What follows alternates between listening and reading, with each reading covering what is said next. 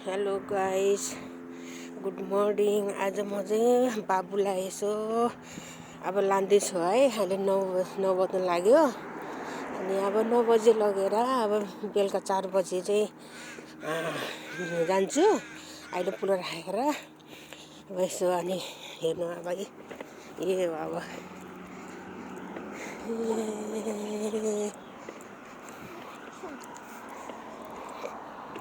है मेरो बाबु जाने ठाउँमा अब मैले यसो भिडियो गर्दैछु हो।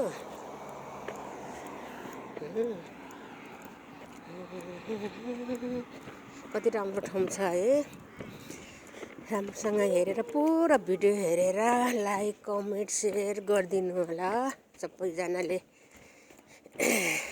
तपाईँहरूलाई म यसरी नै भिडियो बनाउँदै हजुर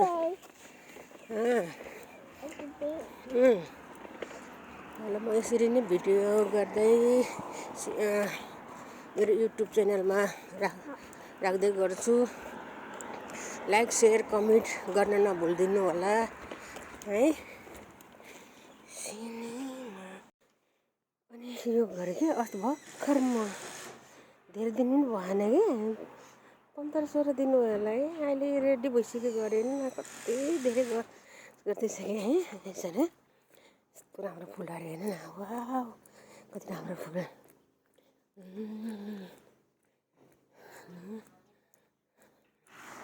त्यस्तो काठको घरमा चाहिँ हावाले चाहिँ के गर्छ गर्दैन है जस्तो लाग्छ क्या। 2 तले घरमा चाहिँ पुरै अब म चाहिँ आज त्यतातिर नगएर यति बरु घुम्न लाग्यो कि जस ल यो 2 तले घर चाहिँ अस्ट्रेलियामा अब यस्तो गाउँतिर यस्तो उतिर हो भने चाहिँ 1 तले र 2 तलेसम्मको हुन्छ। त्यसपछि चाहिँ हुँदैन क्या 2 तले घर चाहिँ 2 तलेको घर चाहिँ पुरै के धेरै नै बहाने क्या यो घर बनाएको। अस्ति गएर ढलान गरेको तलतिर है। तल चाहिँ त्यो स्पोङ जस्तो के त्यस्तो राख्ने रहेछ अनि ढलान गर्ने रहेछ यहाँतिर चाहिँ है। ढलान गरेर अन्त नि बल्ल हेर्दै यसरी काठको बनाउँछ। यसरी काठको बनाउने यहाँ चाहिँ घरहरू चाहिँ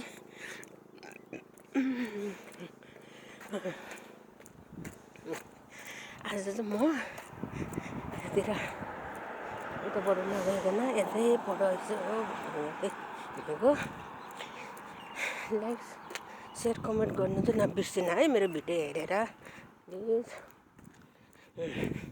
यताबाट गयो भने चाहिँ उता मेरो एक्सर्साइज गर्ने ठाउँ पुगिन्छ।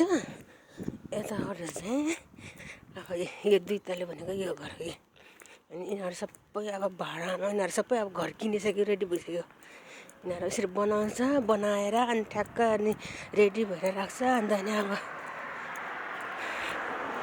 अनि त्यही फेसबुकमा उसहरूमा हालेर अन्त किन्न आउँछ कि किन्छ कि घरहरू यसरी रेडी पारेर राख्ने घर। अब आफूले जग्गा किनेर म आफूले उस गर्छु मै बसेर गर्छु भन्यो भने नि हुन्छ हुन त। अब किन झन्डाहरू गर्ने भनेर रेडी परेको घर जग्गा रेडी परेको हुन्छ त नि अघि यस्तो राम्रो घर हुन्छ होइन। भित्र चाहिँ सबै काठ हो फेरि पुरै काठ हो कि भित्र चाहिँ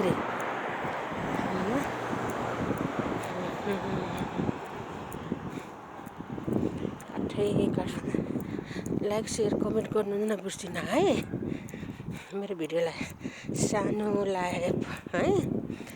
लाइभ तपाईँहरूको मायाले गर्दाखेरि कतै म अलि माथि पुग्छु किन त्यो गरिदिनु है। मेरो दुःख सम्झेर लाइक सेयर कमेन्ट गरिदिनु प्लिज है। सरकारी स्कुल अब मेरो बाबु पनि 6 वर्ष पुगेपछि अन्त यहीँ आउँछ पढ्नलाई। यहीँ नजिकै हो घरको छेउको स्कुल। अहिले चाहिँ मन उस जस्तो हो कि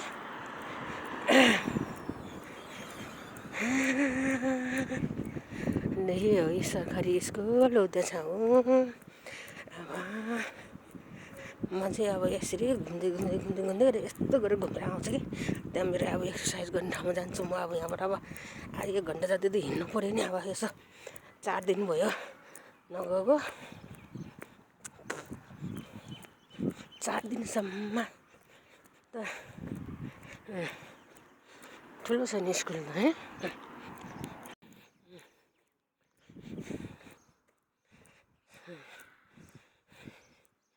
यो सरकारी स्कुल हो कि अस्ट्रेलियाको भन्नुहुन्छ बच्चाहरूलाई सबै यहाँ 6 वर्ष नपुगेसम्म यहाँ भर्ना लिँदैन यहाँ चाहिँ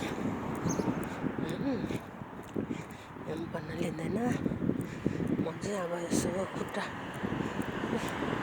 दुख्नु जस्तो लाग्यो खुट्टा चाहिँ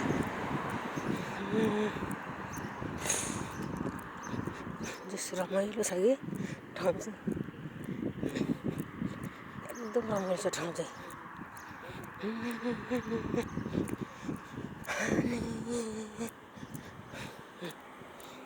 त्यो चाइना बाटोको लागि कि बच्चाहरूको लागि क्रस काट्नको लागि राखेको छ कि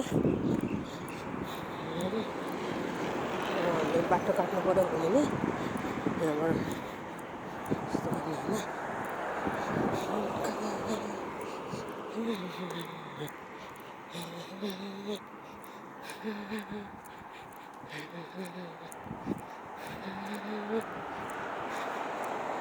अनि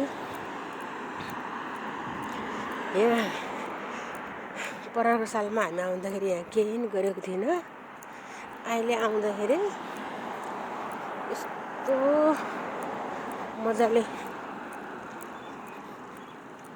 ठाउँ अब यो बाटो काट्नुपर्छ है यताउता दायाँ बायाँ हेरेर बाटो काट्नुपर्छ कि मैले फेरि किनभने डर हुन्छ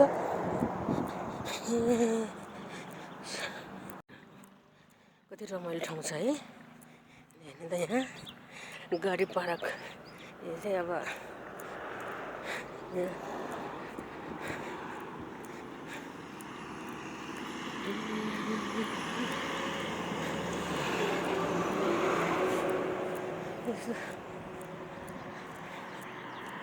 कति राम्रो ठाउँ बनाउनु लाग्यो क्या अहिले